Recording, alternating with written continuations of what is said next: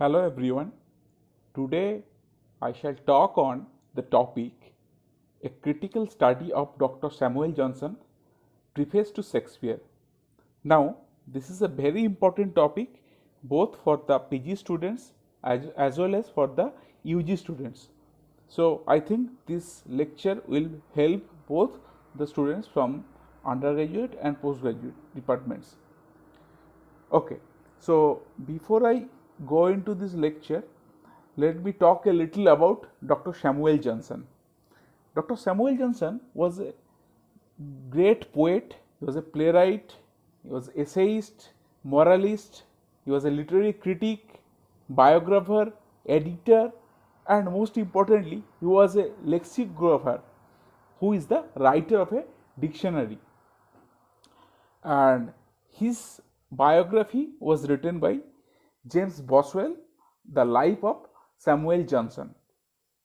So, from his childhood, Samuel Johnson was suffering from a rare disease called Tourette syndrome, and he had a deformed body, and there are various other physical disturbances like he had some partial deafness, and later he has suffered from smallpox. But despite of his handicapped body, he had a great love of knowledge, and since he was a son of a bookseller, it helped him a lot to study books. And we placed Dr. Samuel Johnson in 18th century. His ages is in neoclassical age, and his time period is from 1709 to 1784. Okay, so he has written several books, several periodicals. These are the two periodicals which I have mentioned. One is The Rambler and another one is Idler. He used to write regularly for these periodicals. Then he has written some other things like the travelogues. In 1775, he has published a travelogue titled as A Journey to the Western Island of Scotland. It is the memoir of his 82 days journey through Scotland, and during this journey he was accompanied by James Boswell, who later became his biographer.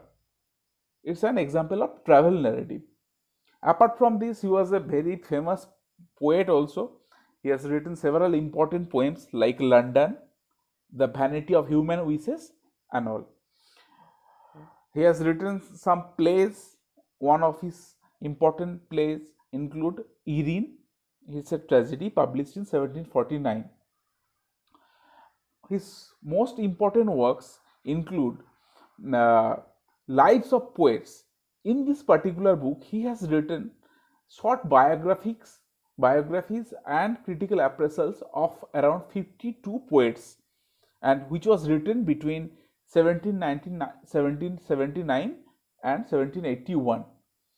Okay, but the most important contributions for which Dr. Samuel Johnson was familiar was his dictionary. So, after 9 years of work, Johnson's A Dictionary of the English Language was published in 1755. It had a far-reaching effect on modern English and has been acclaimed as one of the greatest single achievements of scholarship. It is very important because it was a model for all the dictionaries. Whatever dictionaries we read, whatever dictionary we study, it was a model of all, and he single-handedly has framed this dictionary in 9 years of hard work. There are around 80,000 quotations from Shakespeare in this dictionary. So this is a very important fact. Now, the book the essay which we are going to study today is titled as A Preface to Shakespeare, which was published in 1765. It is considered as a great work of literary criticism.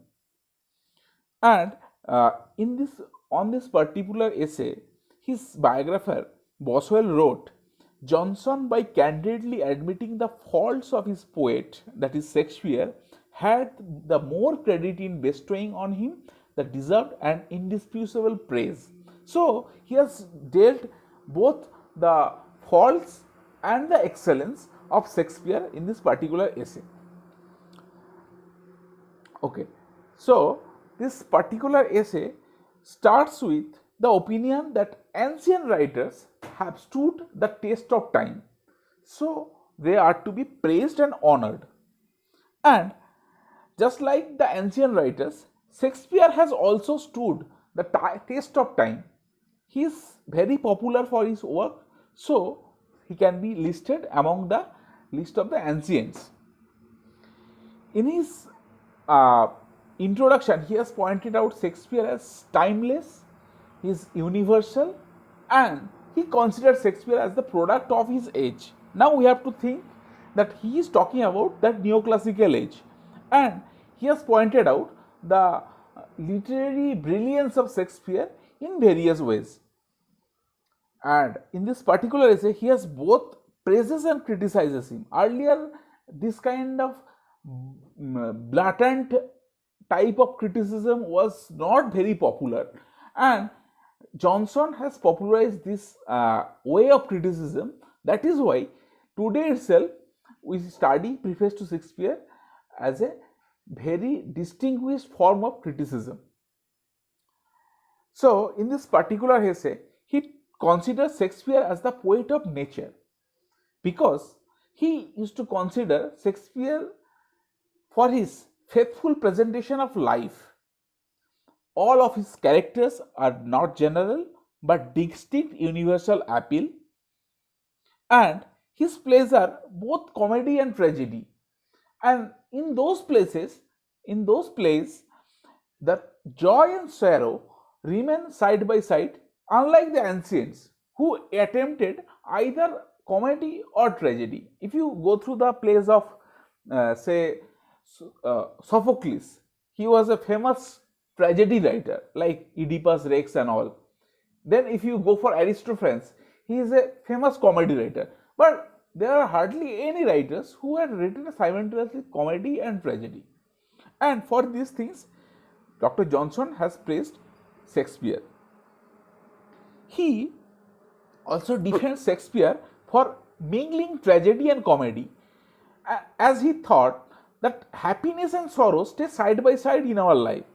So, Johnson supports comedy, Shakespeare's comedy, for its naturalness and for its connection to the common world.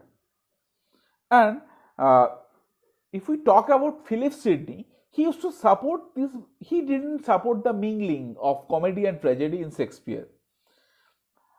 On the other hand, Dr. Johnson has actually supported Shakespeare, because there is not the overemphasizing of the theme of love. Earlier, the theme of love was very popular among the dramatists, and because of the reason, Shakespeare has not supported that. He has supported Shakespeare. Okay, so in this particular essay, Johnson has also defended some of the critics' attack on Shakespeare. There are several Shakespearean critics like Dennis and Reimer who complain that Shakespeare's Roman characters are not sufficiently Roman. Then there is Voltaire, who protests that his kings are not kingly in the strict sense. For example, there is Claudius in Hamlet, is depicted as drunkard. So, it is what Dr. Johnson thinks, that in reality Shakespeare assigns nature a prominent role and gives less room to accidental features.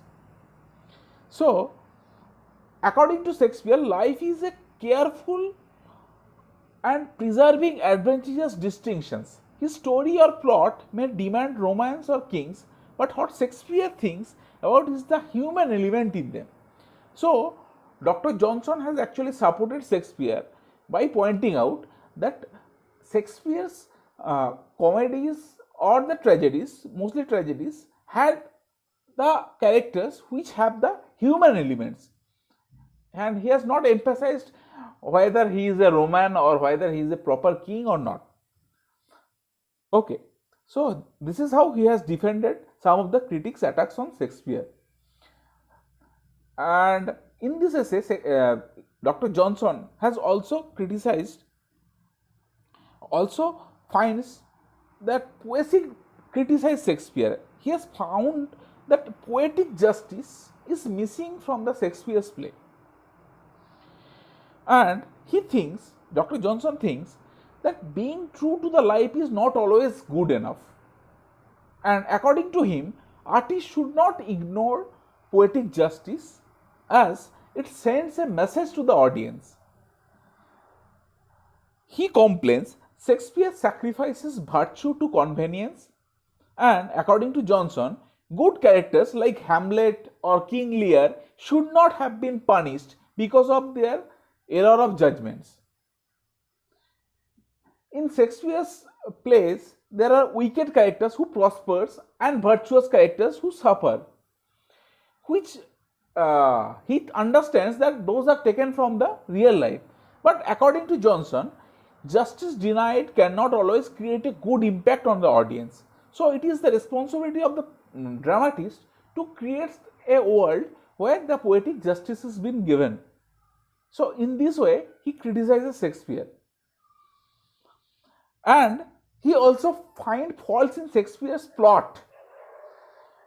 Dr. Johnson has talked about Aristotelian plot, where there is, we have discussed about Freytag's pyramid in my earlier lecture, when there is a beginning, there is a rising action, there is a climax, there is a falling action, then there is a catastrophe. This is the Freytag's pyramid structure of Aristotelian plot. And here, Dr. Johnson has complained that Shakespeare has not always followed these Freytag pyramids or the Aristotelian concept of plots. Some of the plots are loosely constructed and lack proper instructions. Another important fault found by Dr. Johnson is anachronism. What is anachronism? It is the chronology of time and place. What Dr. Johnson has pointed out, Shakespeare did not maintain this kind of chronology of time and place. For example, in his play Troilus and Cressida, he had Hector quoting Aristotle, which is historically not possible.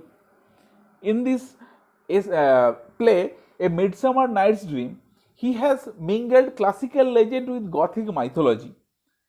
So this kind of anachronism is there in Shakespeare's plays, which has been criticized by Dr. Johnson. He has also criticized Shakespeare's use of coarse, crude and vulgar dialogues in his comedies, which is also criticized. Artists should know what is to be presented before the audience. This was the concept of Dr. Johnson. And he criticizes the repetition of dialogues and often words spoken by the character do not match the occasion. So, in the other way, he has criticized Shakespeare for his dialogues. He has also, in Shakespeare tragedy, there is a sudden drop of emotional temperature, which has been pointed out by Dr. Johnson. For example, immediately after a tragic scene, there might be some kind of lucid scene. For example, in the tragedy Macbeth, there is a Potter scene immediately after the regicide, after the murder of Duncan, which actually does not carry over the emotional content or the kind of emotional temperature which did not maintain. It falls actually. Johnson criticizes Shakespeare for such action in writing, and he also criticizes him for his use of unnecessary hyperbole, for his use of pun and conceits. Dr. Johnson also criticizes Shakespeare's love for quibble, that is the wordplay. It is, according to him, like Shakespeare used to treat wordplay like the golden apple for which he would always turn aside from his path. He has compared this Shakespeare's fascination for wordplay with fatal Cleopatra attraction for Cleopatra, which would lose the world and be content to lose it. So, according to Dr. Johnson, Shakespeare was prepared to spoil his whole play for the sake of his wordplay. And another very important aspect, which was being supported by Dr. Johnson in Shakespeare, is that Dr. Johnson defends Shakespeare's violation of three unities. According to Johnson, unity of time and place, if preserves, it actually affects the play's credibility. And Shakespeare followed the unity of action, which is very important. Johnson also argues that the audience is intelligent enough and imaginative enough to understand that they are actually watching a play. So, it is not always necessary to maintain the three unities. And Shakespeare has done the right thing by not preserving the three unities, especially unity of time and unity of place.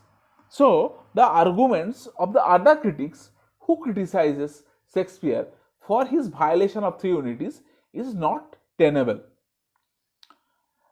In this particular essay, Johnson considered Shakespeare as a pioneer because he is very original. He has not borrowed from the other writers.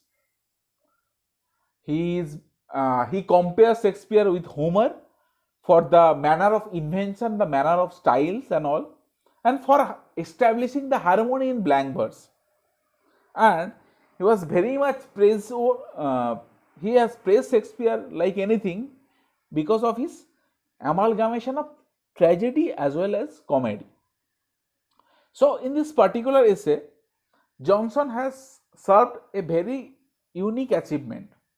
First and foremost, the essay is very well argued. It has taken point from both sides, and in this way, it has established Shakespeare's excellency and as well as his faults. In this particular essay, he has actually established the universality of Shakespeare. Today, in the current scenario, we are also reading Shakespeare. That is very important, and that points out the universality in Shakespeare. And he has also talked about his editorial method, and he finds out the drawbacks of the earlier editions. And from those drawbacks, he tries to build his own universe. He has pointed out how he has actually made certain changes to the earlier editions and wrote a beautiful way of criticizing Shakespeare, both pointing out his good as well as the bad side of his plays. Thank you.